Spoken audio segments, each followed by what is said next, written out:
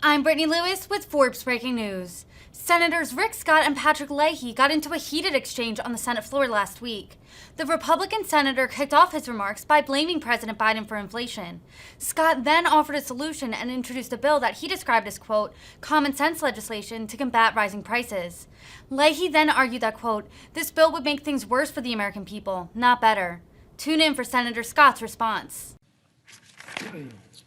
Last week, President Biden tried to blame me for the current inflation crisis. In a speech where he couldn't even get my state right, I proudly represent Florida, in case he needs another reminder, he attacked me and tried to blame the record inflation he created on Republicans. I guess he's also forgotten that he is the president, that it is his policies that have created this mess. And by the way, Democrats are in control of the House and the Senate. What's clear to the American people is that Joe Biden is to blame for the inflation that is hurting them and costing them more every day. Families I talk to in Florida are sick and tired of this president's failures. They're sick and tired of seeing an incoherent, confused man ramble on in the White House with no plan but to blame everyone else but himself for the problems he created. Mr. President, last week the Biden administration reported that the Consumer Price Index, our main measure of inflation, increased 8.3% year over year. And the latest Producer Price Index, released just a day later, showed wholesale inflation in April increasing 11% over the year. These price hikes hurt real families, and they're impacting every industry. We see it in the price of groceries, like milk, eggs, and meat. We see it in the price of gas at the pump and electricity for your home. We see it in the price of used cars and in the cost of transportation. Everything is going up, and some products, like baby formula, are nearly impossible to find. It's causing families to make impossible choices. A March Census Bureau report found that over the last year, 24% of Americans reduced or went without basic items such as food and medicine as a way to afford their energy bills. In my home state, 26% of Floridians had to make this impossible choice. Let's be clear. The financial pinch families are facing, the supply chain crisis families are facing, and the skyrocketing prices families are seeing are because of the radical spending agenda being pushed by President Biden and Democrats in Washington. Their reckless government spending has sent our economy into a downward spiral. Our debt has grown to over $30 trillion, and Biden wants to push it up to $45 trillion, even as our GDP is contracting. Inflation has risen to the highest levels in 40 years. It's wrecking our economy. We need bold action to fix this mess and help families struggling to keep up. And it came to the floor today to stop the insanity and introduce a budgetary point of order. My bill will stop any non-defense discretionary spending that would increase the deficit over the 10-year budget window when the average annual CPI inflation is 3% or higher. The Federal Reserve's target for inflation is 2%. So setting the bar for the point of order is 50% above this target is totally reasonable. My point of order would not even apply during time periods when inflation is at or slightly above the Federal Reserve's target. Of course, we need flexibility for emergencies, so my bill would allow this point of order to be waived if 2/3 of the Senate agrees that deficit spending during times of elevated inflation is desperately needed. Further, my point of order would not apply to funding our armed services, nor would apply to any mandatory spending such as Medicare or Social Security. Mr. President, this is common sense legislation. This bill would put in place the same scrutiny that families, especially poor families like mine growing up, use to stay on budget. It's the same kind of careful examination that small business owners have to do to make sure they can pay their employees and make ends meet. The inflation we are seeing right now is unsustainable.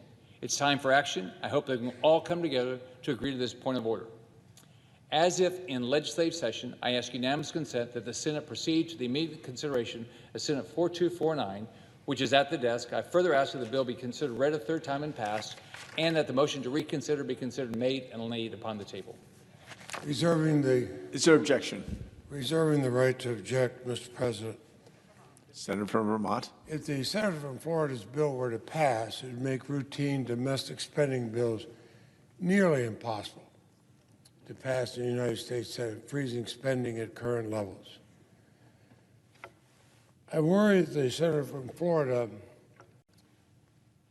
believes the false impression that inflation does not impact the millions of Americans who benefit from non-defense discretionary programs. These are people who have to go to work every single day and try to figure out if they're going to have enough money put groceries on their table. This bill would make things worse for the American people, not better. Example, this year the cost of the veterans' medical care system is expected to grow by $21 billion. We've all heard the patriotic speeches of how we stand behind our veterans when they answer the call. But I wonder how many VA hospitals and clinics in Florida would have to be closed if this proposal was approved. I know there's a lot all over the country that have to be closed. Natural gas costs have grown by 35% this year. Do any of us who may be from a state where the weather can get warm want to tell our constituents to rely on the Leahy program to cool their homes, that no, you don't need air conditioning because the money's not going to be there? If Florida is struck by another hurricane this summer, and the senator from Florida, his constituents look to FEMA for food, fuel, and water, will the senator tell his constituents, sorry, inflation was too high, you're on your own? We can't respond to that emergency. Now, in 2017, many members on the other side of the aisle lined up to vote for a $1.9 trillion tax cut for the wealthy, tax cut that I believe has contributed to the inflation we now see in the country. There's nothing in this request to roll back those tax cuts, so I object. Objection is heard. Mr. President. Senator from Florida. Mr. President, I disagree with my colleague's objection, but I think this issue is too important to not try to get something done today. So instead of enacting this point of order when CPI reaches 3%, how about we raise it to 8%? Our current CPI level is at 8.3%. We see how bad things are right now when the CPI gets close to where we currently are. Inflation levels that we haven't seen since the 1980s, that's when this point of order would take effect. At 8% inflation, we've reached a crisis point.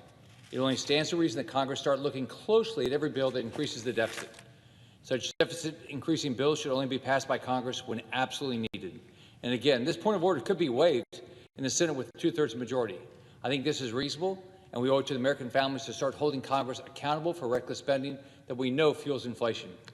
Hopefully, my colleague can agree to pinning this point of order to inflation at 8%. As if in legislative session, I ask unanimous consent that the Senate proceed to the immediate consideration of Senate 4250, which is at the desk. I further ask that the bill be considered read a third time and passed, and that the motion to reconsider be considered made and laid upon the table. I object. Is there objection? I object. The objection is heard. Mr. President. Senator from Florida. Well, I was hoping we could arrive at a deal today, so let me try it one more time. If 8% inflation, I think, is really high. Remember, the Federal Reserve's target is 2%, so I'm just here to see if we can work something out and get something where we can control excess spending. So I'm going to try one more time. I want to give Democrats a chance in Congress right now to step up and fight for families all across America that are being devastated by raging inflation. There is no reason not to get this done. My colleague objected to setting this point of order at 8%, but certainly no one can object to saying that at 12% inflation, things need to change. Inflation over 12% would be an even bigger emergency. We haven't seen CPI that high since Jimmy Carter. Think about it this way. Things are really bad now, and 12% inflation would be a 50% increase over the already sky-high prices we are seeing today. Remember, we started at 3%. Now I'm offering my colleague a point of order that could only be triggered at 12%. As if in legislative session, I ask unanimous consent that the Senate proceed to the immediate consideration of Senate 4251, which is at the desk. I further ask that the bill be considered read a third time and passed, and that the motion to reconsider be made and laid upon the table. Is there objection? Reserving the right to object, and I will. I think back over the years to some of the debates. I remember during the Reagan administration, when we heard so many speeches, President Reagan and his supporters, how they had to balance the budget. He did this at a time when he doubled and tripled the national debt all the time, telling everybody how they were balancing the budget. But then I heard the objections to President Clinton's budget by saying it didn't do the wonderful things that the Reagan budget did, even though, of course, it gave the U.S. the first surplus that it had in decades. Every so often, reality catches up with rhetoric, and because of that, I object. Objection is heard. Mr. President. Sure. Mr. President, I'm clearly disappointed that we've had 3 opportunities to try to do something here that was going to try to stop the reckless spending that's causing this inflation. I think all of us know that inflation is way too high, and we also all know that reckless government spending is driving up costs for inflation all across this country. I hope the Democrats in Washington will start figuring out how we can get inflation under control. And it starts by living within our means. It starts by making sure we live within our budget and we stop wasting money. Thank you, Mr. President. I yield the floor. Mr. President, Senator from Vermont. one of the ways we try to save money is, again, not rhetoric, but reality.